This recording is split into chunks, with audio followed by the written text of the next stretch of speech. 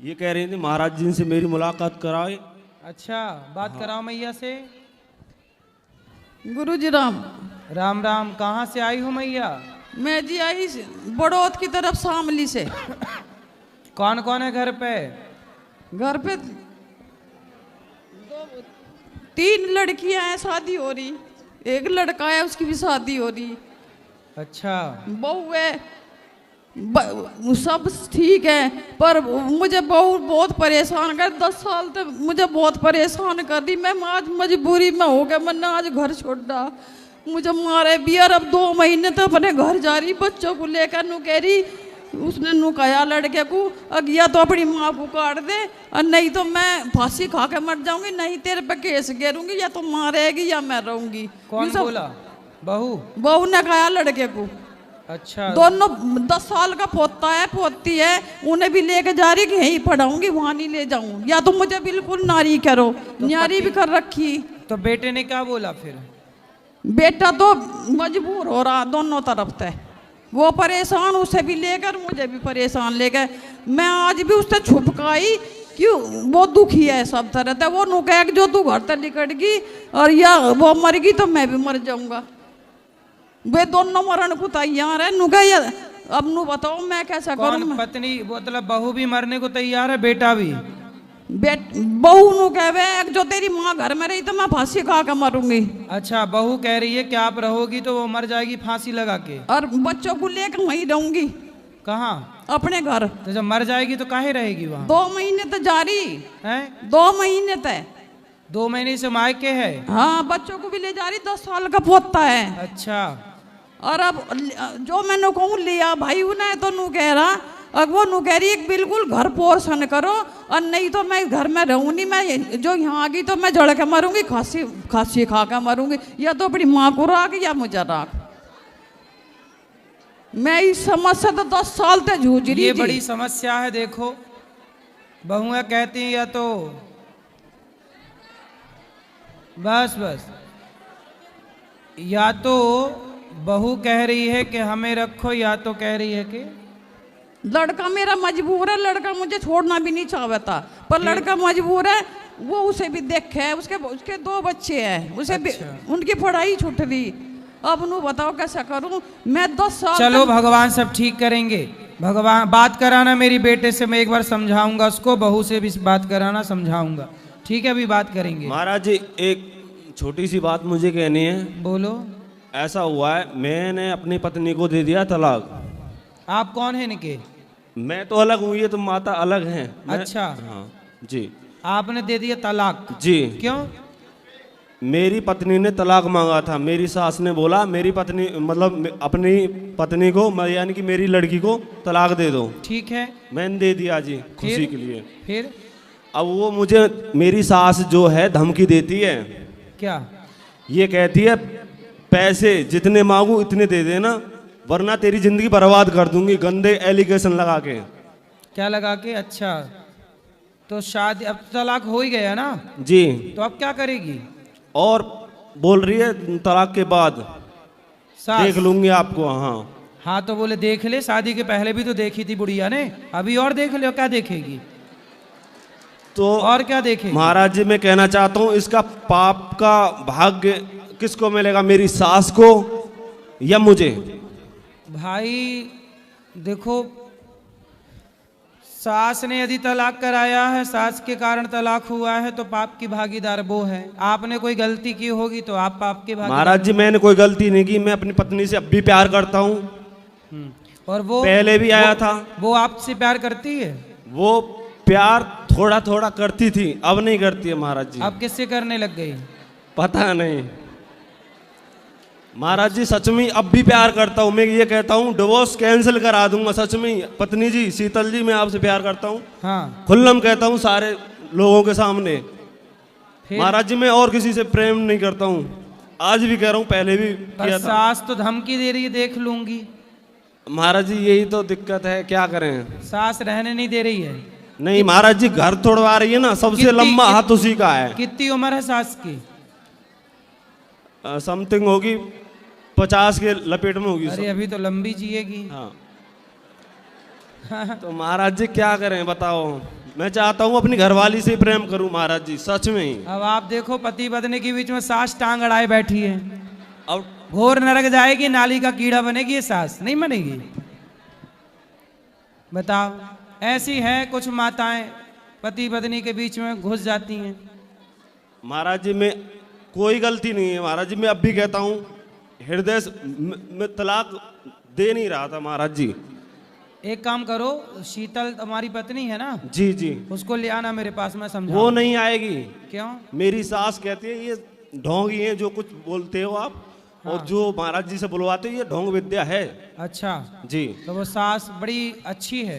अरे महाराज जी बहुत चंट है मेरी सास, ऐसी नहीं है, बहुत निकरती हुई है सच में महाराज जी। हैं? हाँ बहुत लंबी निकरती हुई है महाराज जी, मैं खुल्लम कहता हूँ इस बात को। क्या करती है? निकरती हुई है मतलब ये क्या होता है निकरती हुई? एर फेर में चलती है महाराज जी। हेर फेर में? हाँ ये लगा लो, मेरा ही घर तोड़वा दिया, अपनी बेटी का ही घर तोड़वा दिया। बेटी तो लगा भी लो घर बैठाई है। कितने घर तोड़वाती होगी दिन में। मंथरा है, मंथरा है, जी जी। पिछले जन्म की मंथरा है। क्या महाराज जी? अरे पिछले जन्म में मंथरा यही तो नहीं थी? हाँ जी। सबके घर तोड़ाने का ठेका ले रखी है, महाराज टेंडर जी- लेती होगी घर तोड़ाने का। नहीं महाराज जी हाँ। मेरा प्लीज रिक्वेस्ट है, मेरा एक बच्चा है लड़का,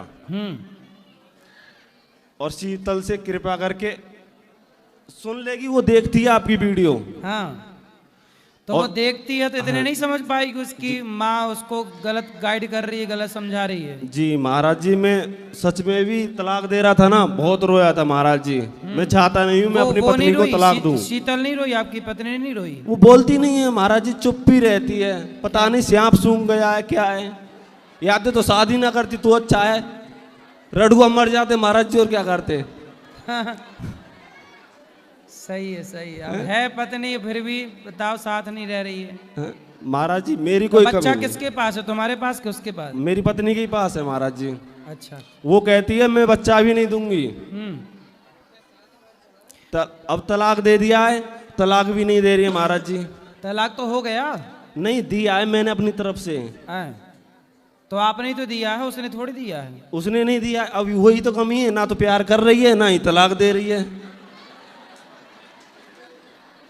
कहाँ जाएं पुरुष सर, ये बताओ महाराज जी, बहुत परेशान हूँ। अब क्या बताएं? ऐसी कोई गुरु दक्षिणा दे दीजिए, या तो मेरी पत्नी आ जाए या मुझे मार दीजिए महाराज जी। सच में मैं चाहता नहीं हूँ अन्य नारी से मैं किसी से प्रेम करूं, या मोह मान लीजिए, कुछ भी मान अरे लीजिए। सुनो, अन्य नारी आरी छोड़ो, तुम खूब सारा पैसा कमाओ और पैसे से समाज की खूब दीन दुखियों की सेवा करो। और मरना क्यों मरना है? मरना नहीं है, जब तक है मर तो जाओगी एक दिन, तो सेवा करो ना समाज की। महाराज ऐसा हुआ, मैं घर पे आया था, ऐसा हुआ मेरी सास सिंडी से गिर गई थी, पैर वैर में चोट आई होगी, तो मैं केस में ही महाराज जी उसके पास गया, तो उन्होंने मुझ पर उल्टा सीधा केस लगा दिया। तो तुम काहे गए थे जब वो छिट्टी सीढ़ी से गिर रही थी? राधे राधे गुरुजी, राधे बेटा, आपके श्री चरणों में मेरा कोटि कोटि प्रणाम। खुश रहिए।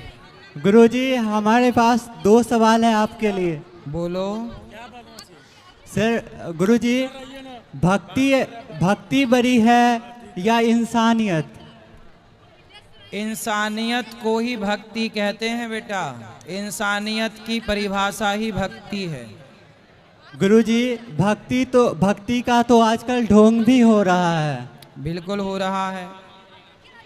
तो हमें इंसानियत पर ज्यादा ध्यान देना चाहिए ना? सेवा को ही भक्ति कहते हैं बेटा, भज सेवायाम धातु से भक्ति बनती है। जी गुरुजी। सेवा ही, आप अपने माँ बाप की सेवा करते हो मतलब आप भक्ति करते हो। जी। आप समाज की दीन दुखियों की सेवा करते हो मतलब आप भक्ति करते हो। सेवा ही भक्ति है। गुरुजी हमारा दूसरा सवाल था कि हम एक लेखक हैं गुरुजी, प्रेम रंग से लिखते हैं और कभी कभी वीर रस भी लिखते हैं। वाह। तो हमें ये अनुभव होता है, ज़्यादातर हम कुछ दर्द को लिख देते हैं, तो वीर रस लिखना चाहिए या प्रेम रस लिखना चाहिए? सुनाओ, कुछ सुनाओ, क्या लिखते हो? वीर रस सुनाओ। क्या दर्द में क्या लिखते हो? कि गुरु करुण रस में क्या लिखते हो? न जाने किसकी सिला का ये दिल दर्द आज तक खाता है, मैं जो कुछ लिखता हूँ वह शेर बन जाता है। इस दुनिया में सच्चा हम सफ़र साथी तो वो बादल लगता है, जो मेरे आंखों का आंसू अपने आंखों से बहाता है। वाह, सुंदर। जी गुरुजी, वेस्ट बंगाल में जो रेप केस हुआ था उस पे भी मैंने एक बहुत बड़ी पोयम लिखी थी, उसका कुछ लाइन आपको मैं सुनाता हूँ। सुनाओ।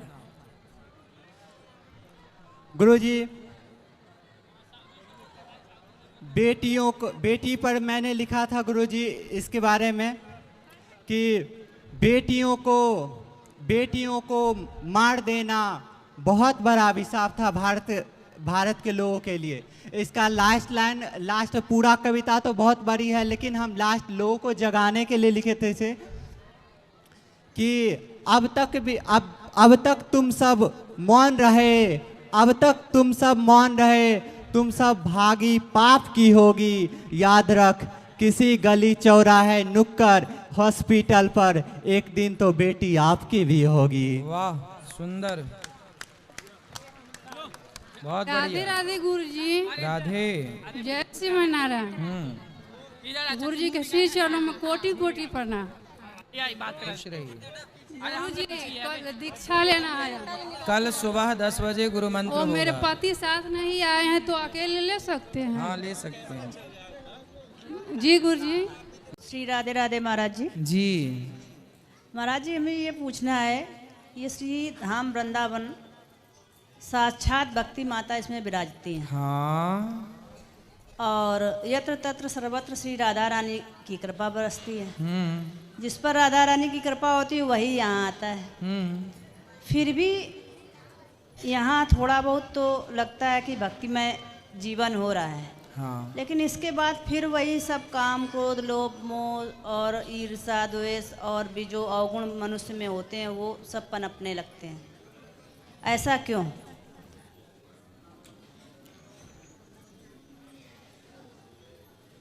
और यहाँ पर भी जो लोग आते हैं तब भी होता है। हाँ, देखो, धाम की अपनी विशेषता होती है कि जैसे ही आप आएंगे यहाँ पर तो धाम का प्रभाव आपको दिख जाएगा। उस धाम के प्रभाव को बनाए रखने के लिए हमें डूबना पड़ता है। हमने कई बार आपको बताया कि एक घड़े में 9 छेद हैं और उसमें पानी भरना है, तो कैसे भरेंगे आप बताओ? छेद बंद करने पड़ेंगे। बंद नहीं कर सकते आप। भरो। पानी में घड़ा ही डाल दें। हाँ, पानी में डुबा दो तो निकलेगा ही नहीं पानी। ऐसी शरीर है घड़ा, हमारा शरीर क्या है? घड़ा।